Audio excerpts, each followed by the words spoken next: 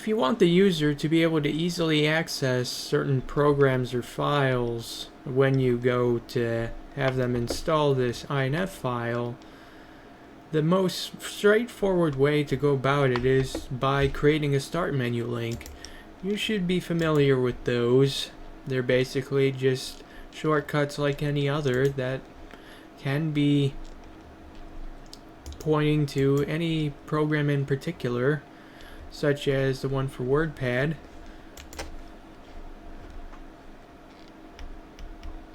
And rather than being managed by the Windows registry, these are actually managed by a special INI file called SETUP.INI.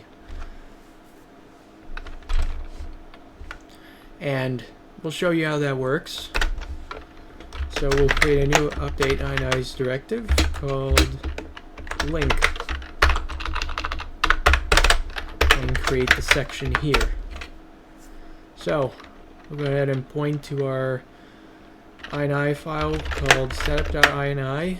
This, of course, will be located in the Windows directory. Then point to the section progman.groups. You might find it strange that we're talking about the program manager here, but I'd say this is more of a carryover from Windows 3 for compatibility reasons. So in case you were installing a program from 1994, you could have it install under Windows 95 and it would create start menu links as opposed to the traditional program groups. So it's just a rather convoluted but fully functional way of doing things here. So let's go ahead and give this some double quote marks, and we're going to give the name of this section, which is going to be new files in our case, and this is going to be equal to a value of new space files, and we'll surround this in double quote marks, also known as quadruple quote marks for this thing right here. Then create another line for setup.ini, this time naming our section called new files. And then we're going to add another value, which is quite insanely elaborate due to all of the particular arguments that could be specified here, but don't worry, we only need to really concern ourselves with a few of them. Starting with the link name, this is what the user will see when they go to the start menu. So they'll see something like calculator,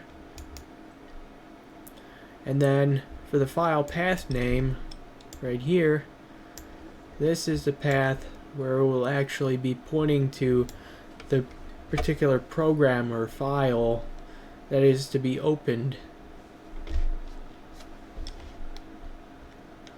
Now, these things are generally not important.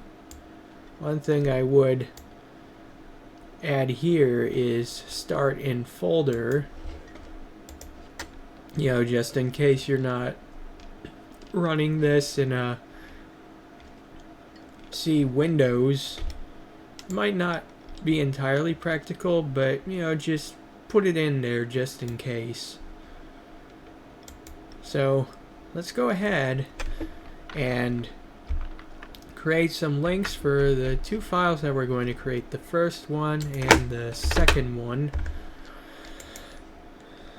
And then we're going to start off by typing the name of the link. We're going to call this the first one. No need to put an extension here. Making sure this is around with quadruple quote marks. And then add a comma so that we can go to the next parameter, file path name. And we're going to specify a path of the shared directory, which is generally going to be C Windows desktop, the first one.txt. Now, if you're dealing with a file name that has spaces, get ready for this. You're going to need to encapsulate this particular value in not 1, not 2, not 3, but 6 double quote marks. Trust me on that.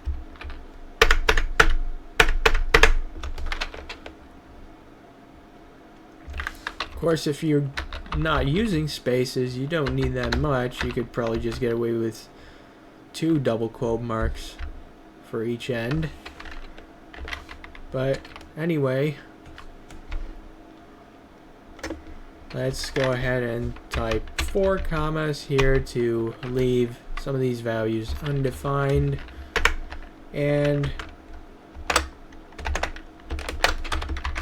we're going to start this text file in the desktop. And then one last double quote mark to close it all up. Coming from this end. Let's go ahead and copy that. This time, naming this the second one.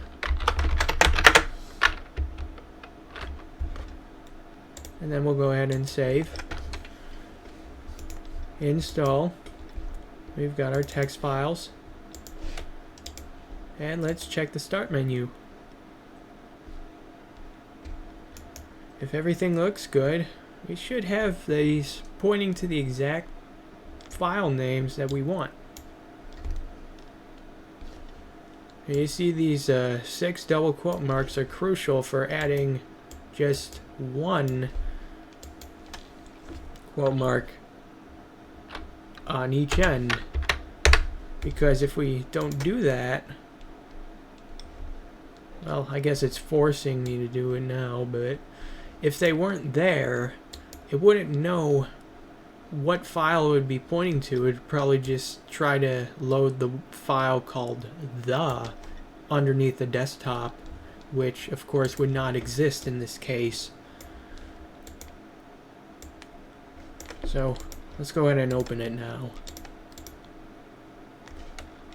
Got the first text file and the second one. So that's great, but what if the user wants to uninstall their program using this INF file, and we want to clean up some start menu links that are not going to be useful anymore? We'll create another update.ini section.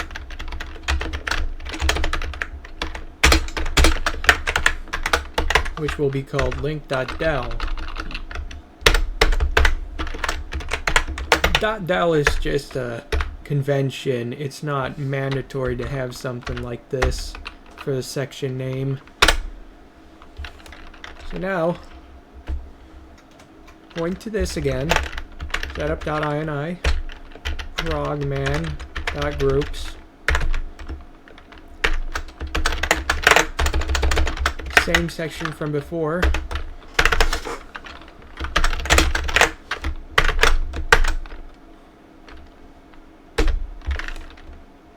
With its long name.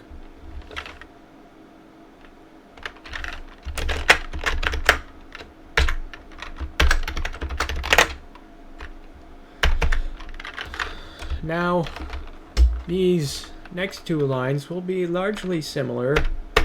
Of course, we'll specify the names of the links.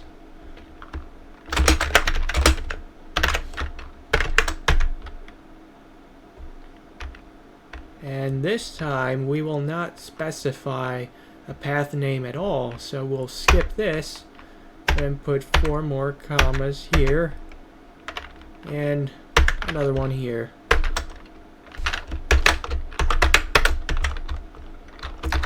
And then change this to second.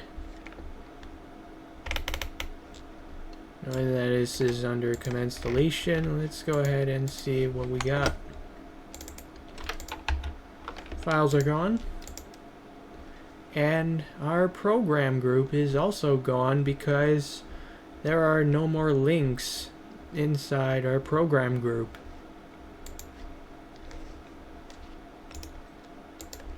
Do this once more. New files is back. Delete it again. And it's gone. That is how you create start menu links and program groups using the start menu. I don't think it can be done with the program manager because Windows 95 heavily favored the start menu over all else. See, there's no new program group here. But, of course, you could always create it yourself if you want to, but we're not going to go through that trouble. So, that's about it for this segment. So, I'll see you again another time. Take care.